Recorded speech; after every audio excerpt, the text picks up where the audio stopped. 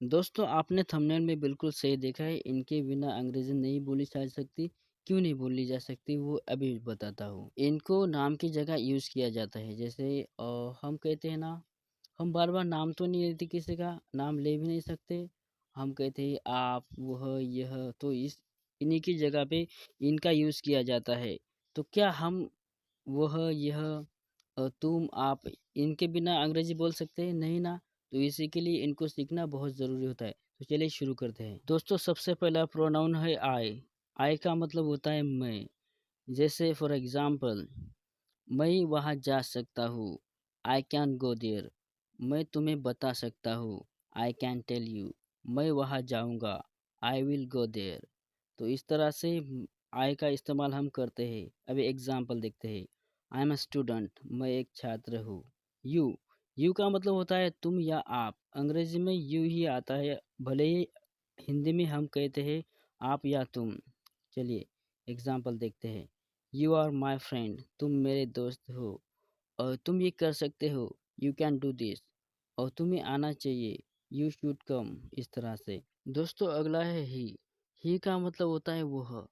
चाहे वो बड़ा आदमी हो या लड़का हो तो उसके लिए हम ही लगाते हैं जो थर्ड पर्सन सिंगुलर होता है।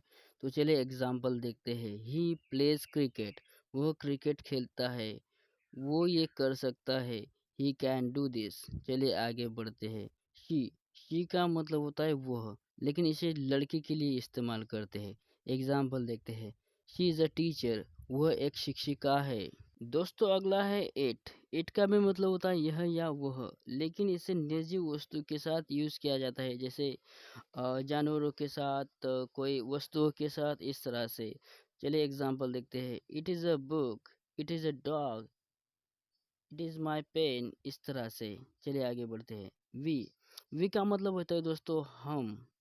जैसे हम एक से ज़्यादा होते हैं, जैसे हमें बोलना हो हमें जाना है तो वी हैव टू गो, इस तरह से हम बोल सकते हैं। तो एग्जाम्पल देख लेते हैं।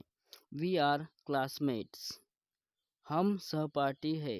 दे, दे का मतलब होता है वे। जो एक से ज़्यादा लोग हमारे बगल में खड़े होते हैं, जैसे मतलब आप देख सकते हो हमारे अगल बगल कितने लोग रहते हैं।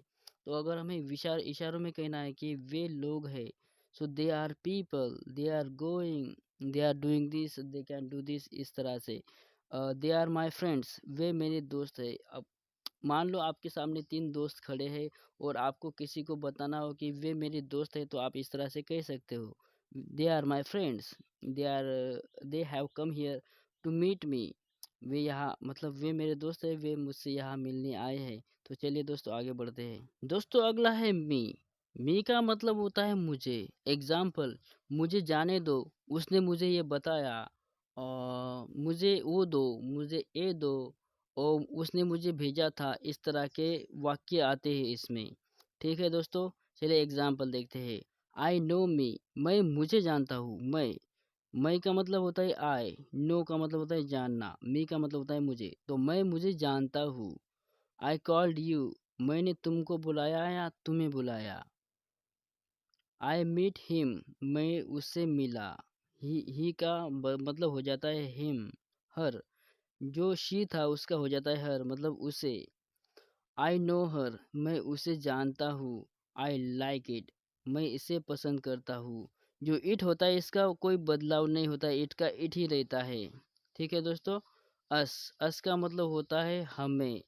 जैसे हमें जाने दो, हमें पैसे दो, उसने हमें बताया। ठीक है दोस्तों। दोस्तों एग्जाम्पल देखते हैं। शी कॉल्ड अस, उसने हमें पुकारा या बुलाया या फिर फोन किया, इसका कुछ भी हो सकता है मतलब। कॉल का मतलब होता है बुलाना और कॉल करना। चलिए आगे देखते हैं। देम, देम का मतलब होता है उन्हें।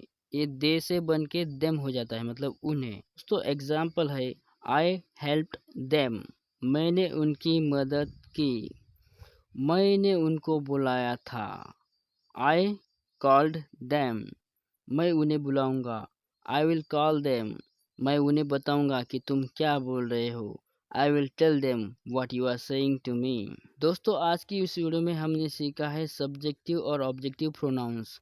अगली वीडियो में हम सीखेंगे पॉजेसिव एडजेक्टिव, पॉजेसिव प्रोनाउन और रिफ्लेक्सिव प्रोनाउन। जो बहुत इम्पोर्टेंट होते हैं। अगर आपको ये वीडियो पसंद आए तो लाइक सब्सक्राइब ज़रूर करना और कमेंट में लिखना पार्ट 2, हम जल्द ही उस पे भी वीडियो बनाएँगे। तो चलिए मिलते हैं अगले वीडियो में। अगर पसंद आए तो लाइक सब्सक्राइब ज़रूर करना।